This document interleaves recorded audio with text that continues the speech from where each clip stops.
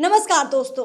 बांटने की राजनीति करने वाले विपक्ष के नेताओं को सुप्रीम कोर्ट ने तगड़ा झटका दिया है। यही नहीं, पत्रकार मनीष कश्यप ने जो कुछ कहा है उसके बाद भी महागठबंधन के नेता अब डर रहे हैं। क्या कुछ हो रहा है राजनीति के अंदर, चुनाव नजदीक है लोकसभा के, और इससे पहले ये सारी चीजें जो हो रही हैं उसका असर कैसे इंडिया अलायंस पर पड़ेगा, सब कुछ समझेंगे। हमारे साथ सहयोगी सुजीत है, इनसे समझेंगे। जिस तरह से सबसे पहले देखते, सुप्रीम कोर्ट ने उदयनिधि के मामले में सीधे नोटिस दे दिया कि सनातन धर्म पर बकवास आप कर रहे हैं, अब आप इसका जवाब दीजिए। डंडा है सुप्रीम कोर्ट का। दूसरा, पत्रकार मनीष कश्यप खुलेआम कह देते हैं जब कोर्ट में पेशी के लिए आते हैं कि हम नहीं डरेंगे, कुछ भी कर लीजिए। देखिए अर्पिता, जिस तरह से सुप्रीम कोर्ट ने मद्रास हाई कोर्ट के बाद जिस तरह से सुप्रीम कोर्ट ने उदयनिधि को एक तरह से करारा फटकार लगाया है, ये एक मिसाल कायम होने जा रहा है। उदयनिधि ने सिर्फ बयानबाजी नहीं किया, बयानबाजी तो बहुत लोगों ने किया है। उदयनिधि ने एक बहुत बड़ा कार्यक्रम किया था सनातन धर्म के विरोध में, इस सनातन धर्म को कैसे खत्म किया जाए उसके लिए कार्यक्रम किया गया और उसमें चर्चा हुआ और सुप्रीम कोर्ट ने इसको लेकर फटकार लगाई है। कहा जा रहा है कि जो नोटिस जारी किया गया है, अब सुप्रीम कोर्ट सीधे एमके स्टालिन के बेटे उदयनिधि स्टालिन पर सीधे केस बनाएंगे। देखिए, केस क्यों नहीं दर्ज होना चाहिए? क्यों? मुख्यमंत्री के बेटा है इसलिए केस नहीं दर्ज होगा?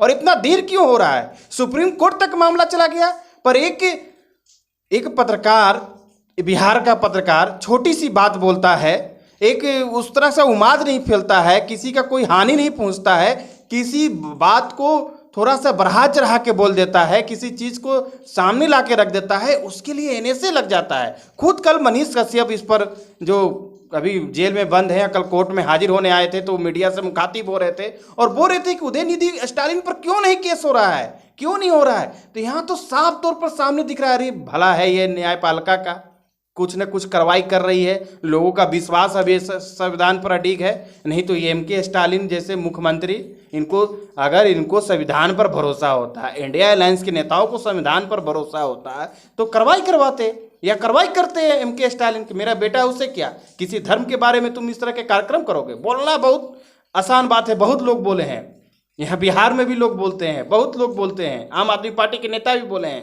पर उन्मूलन कार्यक्रम मतलब सीधे खात्मा कर दो उसको।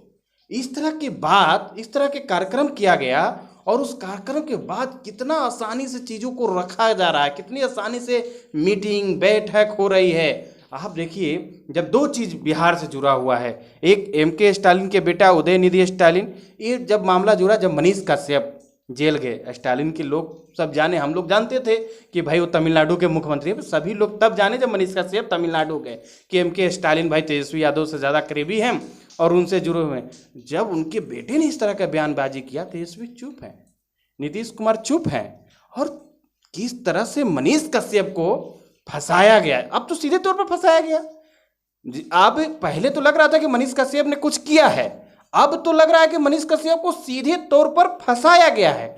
नहीं फंसाया जाता, कार्रवाई की जाती तो एमके स्टालिन के बेटा उदयनिधि स्टालिन पर होता है। यानी कि मुख्यमंत्री के लिए अलग, मुख्यमंत्री के बेटे हैं, अब विपक्ष के नेता हैं, इंडिया अलायंस के नेता हैं, तो उन पर कोई कार्रवाई नहीं होगी, चाहे वो सनातन धर्म को बिल्कुल जड़ से उखाड़ फेंकने की बात कर रहे हो। लेकिन एक पत्रकार जो बिहार के मजदूरों की समस्या दिखा रहा है, उस पर ऐसे ऐसे आरोप लगा दिए गए, इतने केस बना दिए गए कि आज भी वो जेल में है, उसकी मां रोती है, उसकी मां रो रही है और लगातार उनकी माँ गुहार लगाती है कि मेरे बेटों को अब बरी कर दिया जाए। और कोई बड़ा गुनाह उस तरह का नहीं था कि एनएसए लग जाए, कुछ गुनाह हुई थी, ऐसे कोई को जेल में नहीं भेजा जाता, कुछ तो पुलिस के पास तथ्य होंगे। हमारी तुलना है कि जब एक को विवादित बात बोलने के लिए आप जेल में डाल रहे हैं, हथकड़ी लगा रहे हैं, एनएसए लगा रहे हैं, एक जो पत्रकार है या पत्रकार आप नहीं मानते नेता मानते हैं, एक नेता है, उसको आप जेल में डाल रहे हैं, एनएसए लगा रहे हैं, तो फिर मुख्यमंत्री के बेटे को क्यों नहीं लगाएंगे?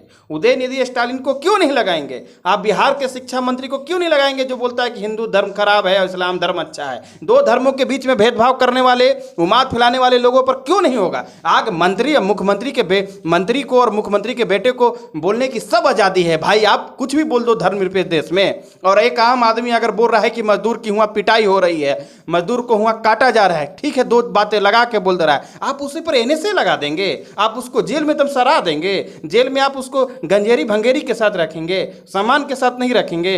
ये एक तरह से कहिए नहीं कि लोकतांत्रिक देश में अलोकतांत्रिक तरीके से उसके साथ कार्रवाई की जा रही है। और ये एम के स्टालिन, तेजस्वी यादव और इंडिया अलायंस के जितने नेता हैं, ये सभी लोग अलोकतांत्रिक बातें कर रहे हैं। उनका साथ देकर ये अपना मुखौटा सामने ला दिए हैं, अपना चेहरा सामने ला दिए हैं कि हम लोकतांत्रिक हैं। अगर आप लोकतांत्रिक होते, आप लोकतंत्र में, संविधान में भरोसा रखते, तो आप दोनों को एक बराबर से देखते। अब सुप्रीम कोर्ट ने भी फटकार लगाया, नोटिस दिया है।